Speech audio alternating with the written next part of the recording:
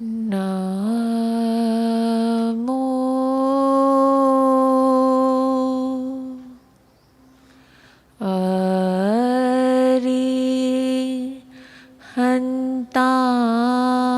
અરિહંતાણં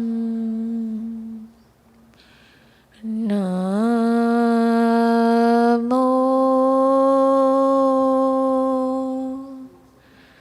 સિદ્ધાણં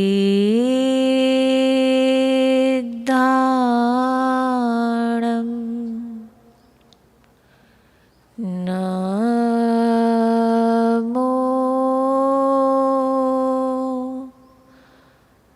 આયર્યાણં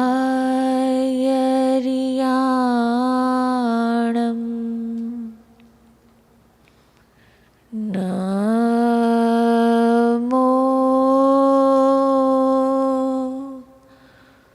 ઉવઝયાણં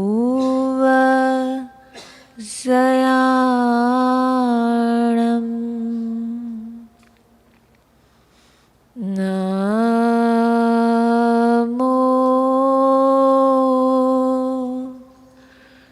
લોય serve સાહુણં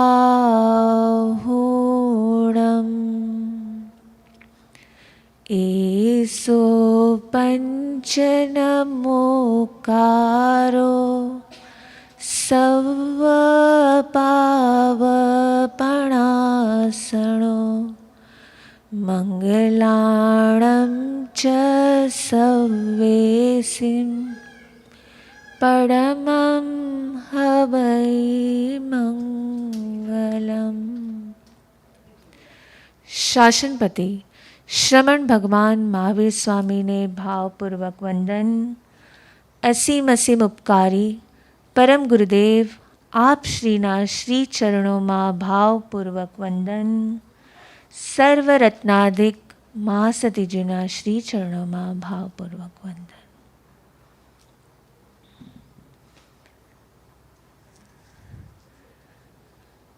આજ શું માનો તમારામાંથી કોઈનો છીપકલી રૂપે જન્મ થયો હશે?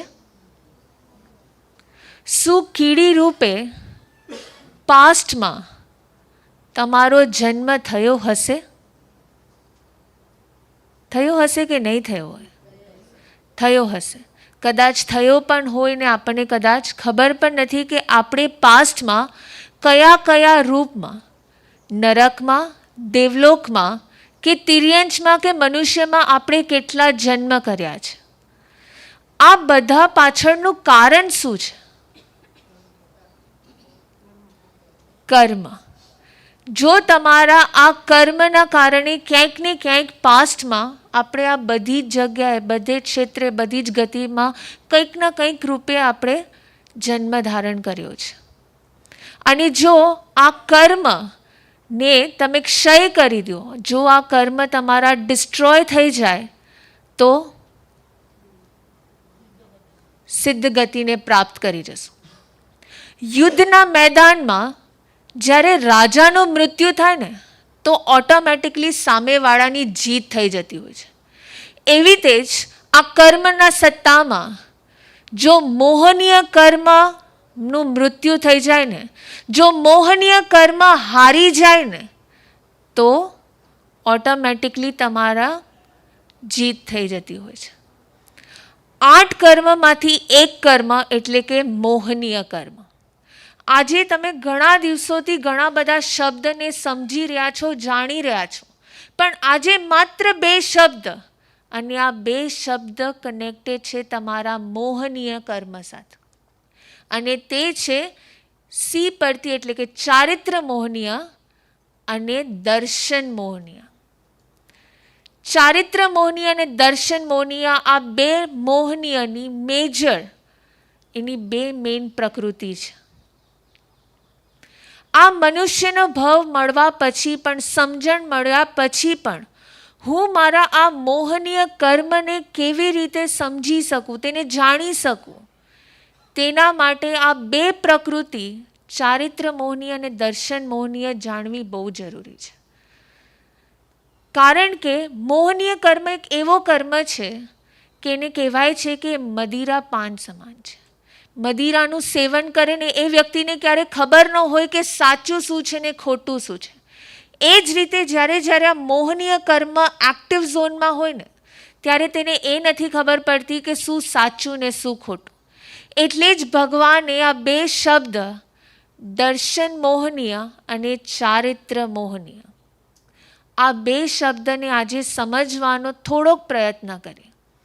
દર્શન મોહનીય એટલે કે જે જીવ જેને નવ તત્વ પર એટલે કે પુણ્ય, પાપ, આશ્રવ, સંવર, જીવ, અજીવ આ નવ તત્વ પર શ્રદ્ધા જ ન થાય, જેને જીન વાણી પ્રત્યે જીનેશ્વર ભગવાને જે કીધું છે તેના પ્રત્યેની શ્રદ્ધા ન થવી એ તમારો દર્શન મોહનીય. એક માન્યતા, એક બિલીફ, પછી એ બિલીફ સાચી પણ હોઈ શકે ને ખોટી પણ હોઈ શકે. અને એ દર્શન મોહનીના પાછા 3 વિભાગ છે. પહેલો વિભાગ છે મિથ્યાત્વ મોહનીય. મિથ્યાત્વ મોહનીય એટલે કે તમારી એ શ્રદ્ધા માનવી જ નથી. તમને જીન પ્રત્યે, જીનેશ્વર પ્રત્યેની વાણી પર શ્રદ્ધા જ ન થવી, એ તમારું મિથ્યાત્વ મોહનીય. That means that it's your wrong belief, wrong identity. હું જે સમજું છું ખરેખર શું ભગવાને એવું કીધું છે? અને જો જે ભગવાને કીધું છે એના પ્રત્યે મને શ્રદ્ધા થતી જ નથી. આવું કાંઈ હોય જ ન શકે. પુણ્ય, પાપ, કર્મનું આવવું, કર્મનું જાવવું, મોક્ષ ગતિને પ્રાપ્ત કરવું, આવું કાંઈ છે જ. એવી બિલીફ, એવી માન્યતા જ્યારે તમારી અંદર સર્જાય તો તમારો મિથ્યાત્વ મોહનીય. આ જીવન મળ્યું છે અત્યારે જ જીવી લઈએ, પાછીનું જોઈ લેશું, એ જે શ્રદ્ધા ન થવી, ભગવાને ભલે આવું કીધું છે પણ મને આવું લાગતું નથી, એ તમારો મિથ્યાત્વ મોહનીય. એમાં જ બીજો ભાગ છે મિશ્ર મોહનીય. મિશ્ર મોહનીય વ્યક્તિ કેવી હોય? એ વ્યક્તિને ન ધર્મ રૂચે, ન એને કાંઈક ખરાબ પણ નથી કરવું, ન એને કાંઈક સારું પણ નથી. જેમ છે જેવું છે એ જીવી રહ્યા છે. એ છે તમારો મિશ્ર મોહનીય. અને 3rd કેટેગરી આવે છે તમારી સંકિત મોહનીય. સંકિત મોહનીય વ્યક્તિને સંકિતની પ્રાપ્તિ થઈ છે પણ હજી એની અંદર થોડી થોડી અશુભ મલિનતા તો છે જ. ક્યારેક માને છે, ક્યારેક એમ લાગે છે આ જ સાચું છે, પણ ક્યારેક એવી સિચ્યુએશન આવી જાય, એવા કોઈ સર્કમસ્ટાન્સીસ આવી જાય ને ત્યારે આપણે લાગે ના આ બધું એને સંકિતની પ્રાપ્તિ થઈ ચૂકી છે, પણ ક્યારેક ક્યારેક એવું બને કે એને એ મિથ્યાત્વ તરફ, એની મલિનતા તરફ વયો જાય.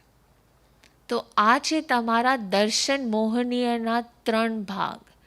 દર્શન મોહનીય એટલે કે તમારી બિલીફ, તમારી માન્યતા, અને એમાં આવે છે તમારા 3 કેટેગરી એટલે કે મિથ્યાત્વ મોહનીય, મિશ્ર મોહનીય અને સંકિત મોહનીય. આ 3 શબ્દ જેમ જેમ જીવ આ દર્શન મોહનીયથી દૂર થતો જાય ને એમ એમ એને સમ્યક્ત્વની પ્રાપ્તિ થાય. આ ભવમાં ગુરુદેવ હંમેશા આપણને સમજાવે છે મારાથી બીજું થાય કે ન થાય, મારે આ ભવમાં સંકિતની પ્રાપ્તિ કરી લેવી છે. તો એ સંકિતની પ્રાપ્તિ થશે ક્યારે? When is it a time કે તમે તમારા સંકિતને અચીવ કરી શકશો? જ્યારે હું મારા આ દર્શન મોહનીયને જેમ જેમ દૂર કરતો જઈશ, જેમ જેમ મારા મિથ્યાત્વ મોહનીયના કર્મ ક્ષય થતા જશે ને એમ એમ હું મારા દર્શન મોહનીયથી દૂર થઈને સમ્યક્ત્વની પ્રાપ્તિ કરીશ. અને બીજું આવે છે ચારિત્ર મોહનીય. શું હોય આ ચારિત્ર મોહનીય? ખબર છે કોઈને? શું હોઈ શકે આ ચારિત્ર મોહનીય? શું તમારા ચારિત્ર મોહનીયનો ઉદય છે કે નથી? છે કે નથી? ખબર જ નથી. ચારિત્ર મોહનીય is nothing but it's an action. તમારી હરેક પ્રવૃત્તિમાં તમે કેવી રીતે છો, it's more about your action. તમે ઇટ ઇઝ ઓલ અબાઉટ તમારી અંદરમાં રહેલા કશાયોને તમે કેવી રીતે દૂર કરો છો. એટલે ચારિત્ર મોહનીયમાં 2 વિભાગ આવે છે, કશાય અને નો કશાય. વેન આઈ ટોક અબાઉટ કશાય, કશ પ્લસ આય. કશાય એટલે જે તમારા, કશ એટલે સંસાર, આય એટલે વધારો. જે તમને તમારા સંસાર તરફનું પરિભ્રમણ વધારે છે એ તમારું કારણ છે કષાયનું. કષાયમાં કોણ આવે? ક્રોધ, માન, માયા અને લોભ. આપણને આ 4 કષાય ખબર છે: ક્રોધ, માન, માયા અને લોભ. Now when you are able to destroy તમારા 4 કર્મ, આ 4 કષાય એને તમે જ્યારે ક્ષય કરવા તરફ જાઓ છો ને, ત્યારે તમે તમારા ચારિત્ર મોહનીયને જીતી શકો છો. આ 4 કષાય એમાં પછી તમારો કોપાયમાન થવું, તમને તિરસ્કારનો ભાવ થવો, તમને અપમાનની ફિલિંગ આવી, અભિમાન થવો, અહંકાર થવો, આ બધા જ તમારા કષાયની કેટેગરીમાં આવે છે. સો ધીસ 4 કષાય એમાં પણ તમારા 4 કેટેગરી આવે છે. પહેલું છે અનંતાનુબંધી કષાય. ચારિત્ર મોહનીયમાં you have 2 categories. One is કષાય અને બીજું છે નો કષાય. હવે એ કષાયની અંદર તમારી 4 કેટેગરી આવે છે. પહેલું છે અનંતાનુબંધી કષાય, જે અનંતનો અનુબંધ કરાવે. છેલ્લા કેટલા સમયથી ગુરુદેવ આપણને અનુબંધ વિશે શીખવાડે છે. જે અનંતનો અનુભવ, માનો કે તમને ગુસ્સો આવ્યો, પણ એ તમારા ગુસ્સાની લેવલ એટલી તીવ્રતાની છે કે તમારા અનંતાનુબંધીનો કષાય બની જાય. તો એ તમારો આવે છે અનંતાનુબંધી કષાય. એ અનંતાનુબંધી કષાયમાં તમારું ક્રોધ પણ હોઈ શકે, તમારું માન પણ હોઈ શકે, તમારી માયા પણ હોઈ શકે ને તમારો લોભ પણ. એનીથિંગ જે તમારું અનંતાનુબંધી બની શકે, જે લાઈફ લોંગ માટે, ને જો તેની ક્ષમા યાચના ન કરવામાં આવે, તમે તે કષાયથી કરેલા જે પાપો છે તેનું તસ્મિચ્છામિ દુક્કડમ ન કરવામાં આવે, તો એ સમયે જો અનંતાનુબંધીમાં તમારો આયુષ્યનો બંધ થાય તો તમારી નરક ગતિ બંધાઈ જતી હોય છે. સો ઇટ ઇઝ કે તમારી નેક્સ્ટ ગતિ કેના પર ડિપેન્ડ થાય છે, એ તમારી પ્રકૃતિ, તમારી પ્રકૃતિ ચાલી રહી છે એ ડિસાઇડ કરે છે. વન ઓફ ધ કર્મ ઇઝ મોહનીય કર્મ. એ મોહનીય કર્મમાં જ્યારે ચારિત્ર મોહનીયની આપણે વાત કરી રહ્યા છીએ, તો ચારિત્ર મોહનીયમાં ફર્સ્ટ ઇઝ કષાયમાં અનંતાનુબંધી કષાય. સેકન્ડ ઇઝ અપ્રત્યાખ્યાની કષાય. અપ્રત્યાખ્યાની કષાય એટલે શું? કે માનો કે તમારાથી તમને ભાવ જાગે છે, તમે અલ્પ પચકાણ પણ નથી કરી શકતા. નાનામાં નાના પચકાણ પણ જો તમે ન કરી શકતા હોય તો તમારી અંદર એ અપ્રત્યાખ્યાની કષાયનો ઉદય ચાલી રહ્યો છે. માનો કે અત્યારે ખબર છે કે હું નોનવેજ ખાતી જ નથી, પણ મેં એના પચકાણ નથી લીધા. તો એ અલ્પ માત્રના પણ જો પચકાણ આપણે ન ધારણ કરતા હોય તો ક્યાંક ને ક્યાંક આપણી અંદર એ અપ્રત્યાખ્યાની કષાયનો ઉદય ચાલી રહ્યો છે. પછી એમાં ફરી તમારું ક્રોધ, માન, માયા, લોભ 4 કેટેગરી આવે. ધ નેક્સ્ટ કેટેગરી ઇઝ પ્રત્યાખ્યાની કષાય. ધ પ્રત્યાખ્યાની કષાય ઇઝ તમે ધારણ કરવા માંગો છો પણ તમે સંપૂર્ણ રીતે પ્રત્યાખ્યાન નથી કરી શકતા. તમે થોડાક દેશ રૂપે થોડુંક તમે પચખાણ લઈ શકો, એ તમારા પ્રત્યાખ્યાની. તમને માનો કે મારે પૂર્ણ રૂપે સર્વ રીતે ત્યાગ કરવો છે, પણ તમે કરી નથી શકતા. કેમ? કેમ કે તમારા પ્રત્યાખ્યાનના કષાયનો ઉદય ચાલી રહ્યો છે. And the 4th category is સંજ્વલન. સંજ્વલન કષાય ઇઝ વોટ? સંજ્વલન કષાય એટલે કે તમારા હવે બહુ મંદ રૂપે કષાય છે.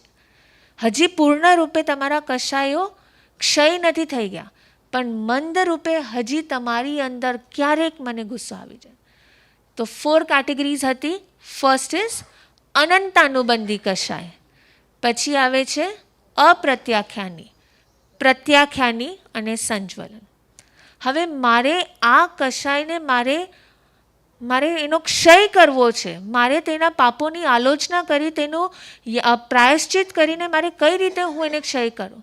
તો જ્યારે તમારું અનંતાનુબંધી કષાય છે, as I said it is going to stay life long, પણ જો તમે તેની ક્ષમા યાચના કરી લ્યો છો તો તમે તમારા આ કષાયને જીતી શકો છો.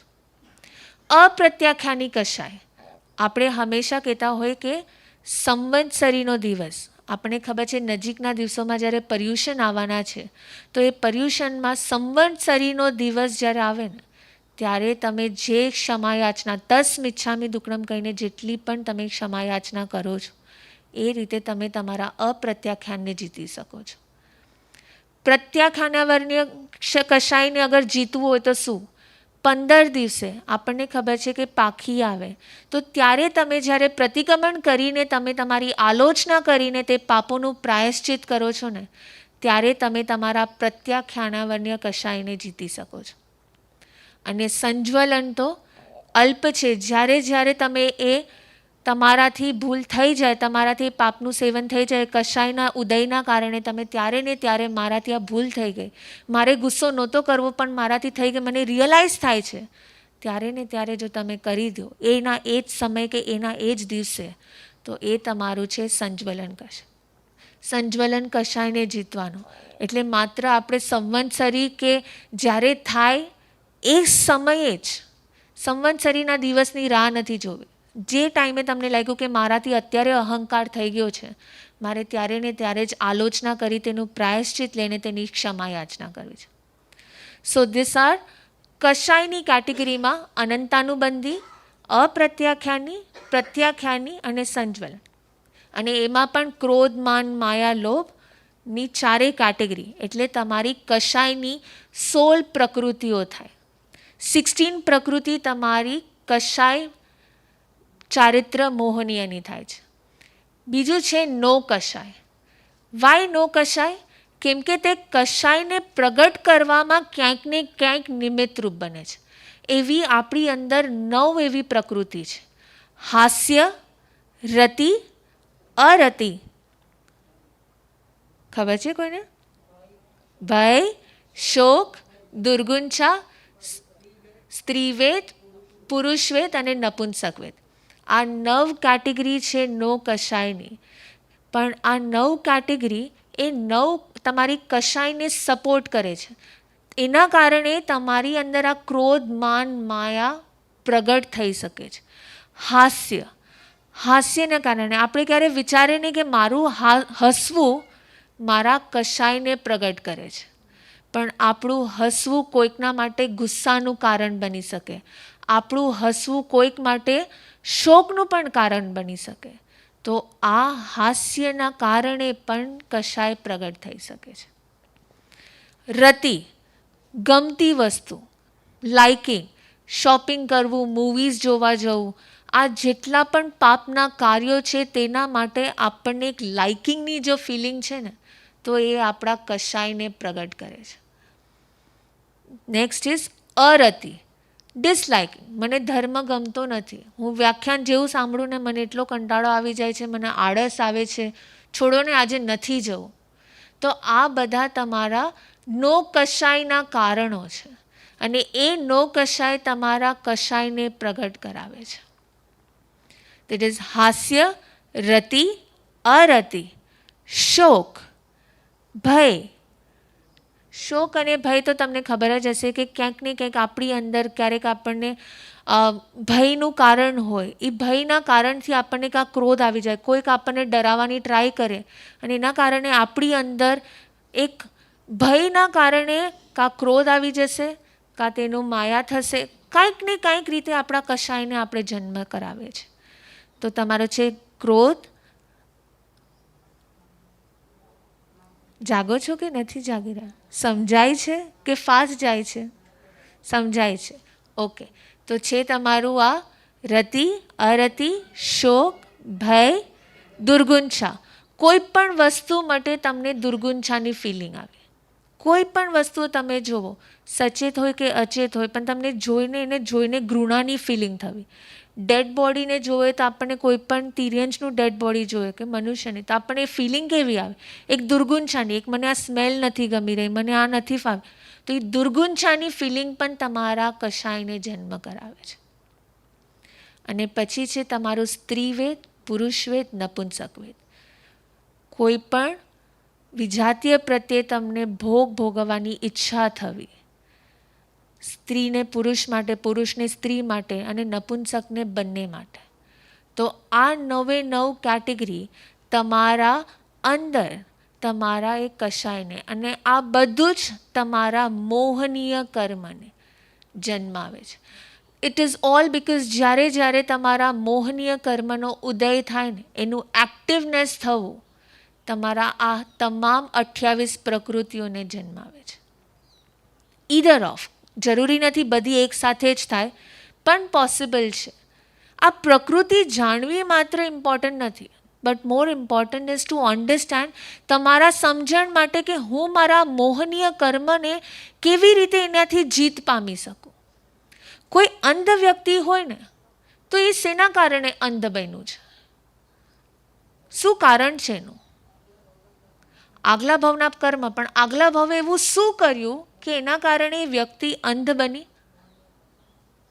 ના ના, એના જ્ઞાનાવર્ણીય કર્મના કારણે એ અંધ બની છે, અને સાથે સાથે એના નામ કર્મના કારણે પણ એ વ્યક્તિ અંધ બને છે.